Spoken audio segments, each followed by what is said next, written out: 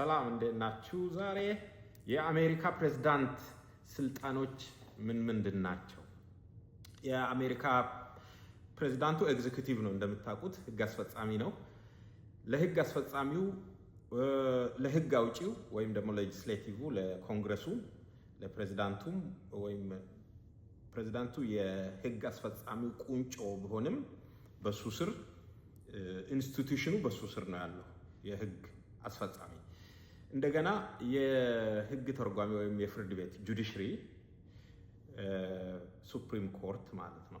አክቹሊ እዚህ ላይ ልዩነት አለ። አሁን የኢትዮጵያ ህገ መንግስት ፍርድ ቤቶችን አወቃቀራቸው ሙሉ ያስቀምጣል። ለምሳሌ ጠቅላይ ፍርድ ቤት እንደዚህ ነው፣ ከፍተኛ ፍርድ ቤት፣ ከዛ የበታች ፍርድ ቤት በሶስት ይከፍልና የመጀመሪያ ደረጃ ከፍተኛ ፍርድ ቤትና ጠቅላይ ፍርድ ቤት ብሎ ሶስቱንም በህገ መንግስት ነው የሚያቋቁማቸው። የአሜሪካ ህገ መንግስት ግን ጠቅላይ ፍርድ ቤቱን ብቻ ነው በህገ መንግስት ያቋቋመው። ከዛ ውጭ ያለውን ኮንግረሱ እንደፈለገ ህግ አውጪው ማቋቋም ይችላል ብሎ ነው የሰጠው። ስለዚህ ለህግ አውጪውም ለህግ ተርጓሚውም ለህግ አስፈጻሚውም ለፕሬዝዳንቱ እና በሱ ስር ላለው አስተዳደር ለጠቅላይ ፍርድ ቤቱም ለኮንግረሱም ለሶስቱም ስልጣን ያከፋፈለላቸው ያከፋፈለው ማን ነው?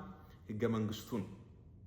ለዚህ ነው ህገ መንግስቱ ማለት በጣም ወሳኝ ዶክመንት የሚባለው። ቢኮዝ ምንጩ የስልጣናቸው ምንጭ ህገ መንግስት ነው። በህገ መንግስቱ መሰረት የአሜሪካ ፕሬዝዳንት ስልጣኖች ይሄንን የምንለው ይሄንን ላነሳ እነዚህ ነጥቦች ላወራ የፈለግኩት ፕሬዝዳንቱ ይከሰሳል ወይስ አይከሰስም? ለምሳሌ በፍትሐ ብሔር ይጠየቃል አይጠየቅም? በወንጀል ይጠየቃል አይጠየቅም? ፕሬዝዳንት ከስልጣን ስነሳ እንዴት ነው አሜሪካ እንዴት ነው የአሜሪካ ህግ እንዴት ነው ዲዛይን የሆነው በዚህ ዙሪያ የሚለውን ነገር እነዚህን ስናወራ ጎን ለጎን ኮምፔር ማድረግ እንችላለን፣ ማስተያየት እንችላለን ማለት ነው። የሌሎችን ሀገሮች የእኛንም ሀገር ጭምር ማለት ነው።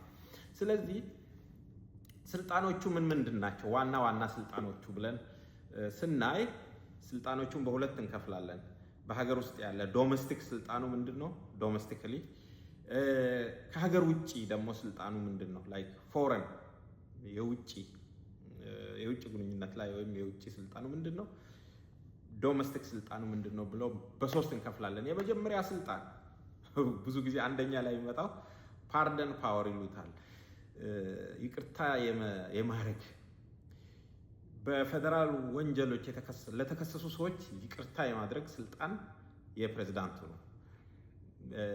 ይሄ እንግዲህ የርዕሰ ብሔር አሁን በእኛ ሀገር ጠቅላይ ሚኒስትሩ ይሄ ስልጣን የለውም። ይሄ ስልጣን ያለው ፕሬዝዳንቱ ነው። ምንም እንኳን ፕሬዝዳንቱ የመንግስት መሪ ባይሆንም የእኛ ሀገር ከዚህ በፊት እንደጠቀስኩት ፓርላመንተሪ ሀገር ስለሆነ ፓርላመንተሪ ስርዓት የሚከተል ሀገር ነው። የአሜሪካ ፕሬዝዳንሻል ስልጣን ነው። ስለዚህ ፕሬዝዳንቱ የሀገር መሪ የመንግስት መሪ ናቸው።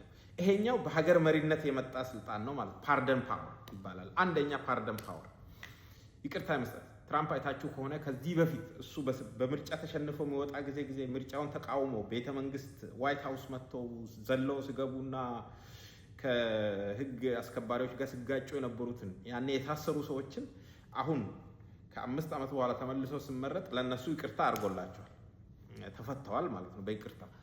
ይሄ ስልጣን ፓርደን ፓወር የፕሬዝዳንቱ አንዱ ስልጣን እና ዋነኛው። ሁለተኛው እና ቪቶ ፓወር ይባላል። ይሄኛው ቪቶ ፓወር ማለት ፕሬዝዳንቱ ህግ አውጪዎች ላይ ያለው ስልጣን በህግ ማውጣት ዙሪያ ረቂቅ ህጎች ኮንግረስ ረቂቅ ህግ ካወጣ በኋላ የግድ ፕሬዝዳንቱ ጋር ይላካሉ። በፕሬዝዳንቱ መፈረም አለባቸው። ፕሬዝዳንቱ ብቻውን ማለት ነው የህግ አስፈጻሚው ቁንጮና እንትኑ ፓወሩ እሱ ላይ ስለሆነ ኮንግረሱ 400 ምናምኑ የህዝብ ተወካዮች ምክር ቤት ወይም ሃውስ የሚባለው ማለት ነው ታችኛው 430 ምናምን ሰው ያለው እና ፕላስ 100 ሰው ያለው ሴኔት ላይኛው ቤት እና ታችኛው ምክር ቤት ሁለት ምክር ቤት ነው ያለው የአሜሪካ ሃውስ እና ሴኔት ነው። ሁለቱ ተደምረው ኮንግረስ ናቸው። ሁለቱ ድምፅ ሰጥተው ያሳለፉት ረቂቅ ህግ ፕሬዝዳንቱ ካልፈረመው ቪቶ ወይም በድምፅ የመሻር አለው። እሱ ካልፈረመው ህጉ አይጸድቅም፣ ተመልሶ ወደ ቤት ይመለሳል። እንደዛ ከሆነ ያንን ህግ ማሳለፍና ማጽደቅ የሚችሉት በከፍተኛ ድምፅ በ2/3 ድምፅ እንደገና ቮት አድርጎ በ2/3 ድምፅ ካገኘ ያ ረቂቅ ህግ ኦቨርራይድ አረገ ማለት ነው። ፕሬዝዳንቱን ኦቨርራይድ ያለ ፕሬዝዳንቱ ፍርማ ህግ ሆኖ ይወጣል። አለበለዚያ ግን 2/3 የሚያገኝ ህግም የለም ሲጀመር። ቢኮዝ አንድ ፓርቲ ምናልባት 50 ምናምን % ወይ 60% ነው ሊሆን በጣም ከበዛ ሊሆን የሚችለው እንጂ የሆነ ቢኮዝ ህጎቹ ሲቀርቡ በሆነ ፓርቲ ይደገፋሉ፣ በሆነ ፓርቲ አይደገፉም። ከሌላኛው ፓርቲ ሰው ለምኖ ነው እንትን የሚያደርጉት እና በጣም የሚያስማማ ህግ ካልሆነ በስተቀር በጣም የሚያስማማ ህግ ከሆነ ደግሞ ፕሬዝዳንቱ ራሱ መፈረሙ አይቀርም። ከዛ ውጪ ፕሬዝዳንቱ አልፈርምም ብሎ ተመልሶ በ3/3 የሚያልፍ ብዙም አይደለም። በጣም ሬር ኬዝ ሊሆን ይችላል። ስለዚህ ቪቶ ፓወር አለው። ረቂቅ ህጎችን የማጽደቅ ወይም ውድቅ የማድረግ ቪቶ ፓወር አለው። ፓርደን ፓወር፣ ቪቶ ፓወር። ሶስተኛው አፖይንትመንት ነው። እንግዲህ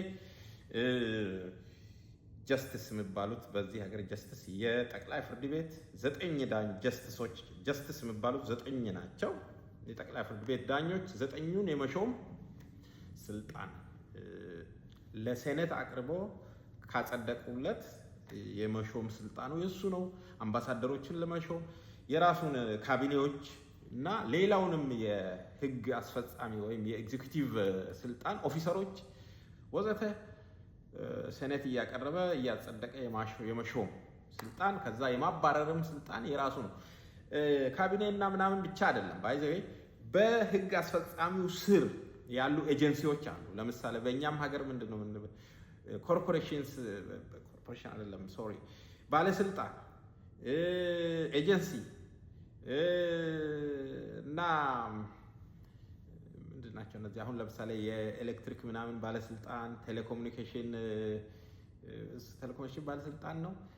የምርጫ ቦርድ ኤጀንሲ ባለስልጣን ምናምን የሚባሉት እነዚህ ኤጀንሲዎች ናቸው። በዚህ ስም የምትጠሩት ለምሳሌ በአሜሪካ ኤፍቢአይ ኤጀንሲ ነው።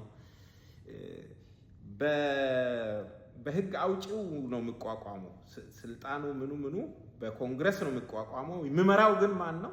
ህግ አስፈጻሚ ነው። በፕሬዝዳንቱ ስር ናቸው።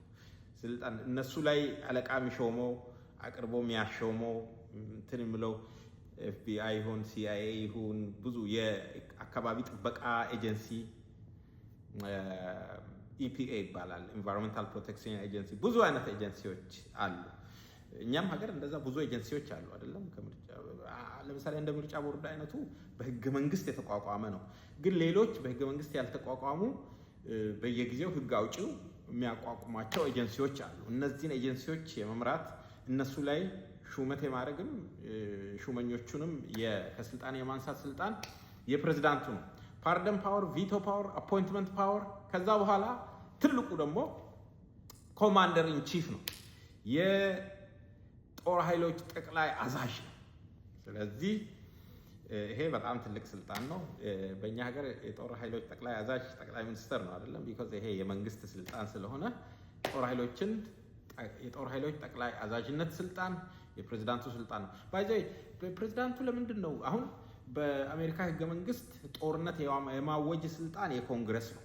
ነገር ግን ፕሬዝዳንቱ ያለ ኮንግረስ ይሁንታ በየቦታው ከፈለገ የሆነ ሀገር ሄዶ ይመታል። የሆነ ሀገር ምንድነው? እንዴት ነው ይሄ? ለምንድን ነው ስልጣኑ የኮንግረስ ሆኖ ጠቅላይ ሚኒስትሩ ወይም ደግሞ ፕሬዝዳንቱ የአሜሪካ ፕሬዝዳንት የተለያዩ ጦርነቶች የሚያደርገው የሚባል ነገር አለ። እነዚህ ስትራይክ የሚያደርጋቸው አጫጭር ጊዜ የሚወስዳቸው አክሽኖች እንደ ጦርነት አይታዩም። በጠቅላይ ፍርድ ቤት እንትን የተደረገ ኬዝ አለ። ከዚህ በፊት ክርክር ተነስቶ በዚህ ጉዳይ ምንድነው ያሉት? አስቸኳይ የሆነ እርምጃ የመውሰድ መብት አለው። ኮንግረስ እስክሰበሰብ ምናምን አይጠብቅም። አሜሪካ ላይ የአሜሪካ ደህንነት እና ብሔራዊ ደህንነት ላይ ችግር የሚያመጣ ነገር ሲኖር በአስቸኳይ ስልጣን አክሽን እንዲወስድ። ጦርነት የምንለው ግን ትልልቅ ለምሳሌ እንደ ሁለተኛ ዓለም ጦርነት፣ አንደኛ ዓለም ጦርነት ወይም ከዛም በኋላ ሰፊ የሆነ ዘመቻ ሲሆን ኮንግረስ ድምፅ እንዲሰጥ ይደረጋል። ላይክ አሁን ከሰፕተምበር 11 በኋላ የተደረጉ አንዳንድ ጦርነቶች የአሜሪካ ህግ አውጪ ድምፅ የሰጠባቸው አሉ። በጣም ትልልቅ ጦርነት ከሆነ ነው። ሌላው አሁን አብዛኛው ለምሳሌ አሁን ኢራን ላይ እዚህ ማዱሮ ላይ ቬኔዙዌላ ሄዶ እንትን እነዚህ በራሱ ፕሬዝዳንቱ የሚወስዳቸው ናቸው። አስቸኳይ ስለሆኑ ነው ተብሎ በዛ ሁኔታ ማለት ነው። ኤኒዌይስ እሱ ኮማንደር ኢን ቺፍ ፓወር የሱ ነው። ከዛ በኋላ ወደ ውጭ ግንኙነት ላይ ስንመጣ ትሪቲ ኔጎሽየት አድርጎ ትሪቲዎችን ማለት ስምምነቶችን ከዓለም አቀፍ እንትን ጋር የማድረግ የፕሬዝዳንቱ ሙሉ ስልጣን ነው። የውጭ ፖሊሲ ሙሉ በሙሉ በፕሬዝዳንቱ ስር ነው። ስቴት ዲፓርትመንት ምናምን ኤግዚኪዩቲቭ ናቸው፣ የፕሬዝዳንቱ ስልጣን ናቸው። እነዚህ ቺፍ ዲፕሎማቱ ፕሬዝዳንቱ ነው። የውጭ ጉዳይ ሁልጊዜም የፕሬዝዳንቱ ስልጣን ነው።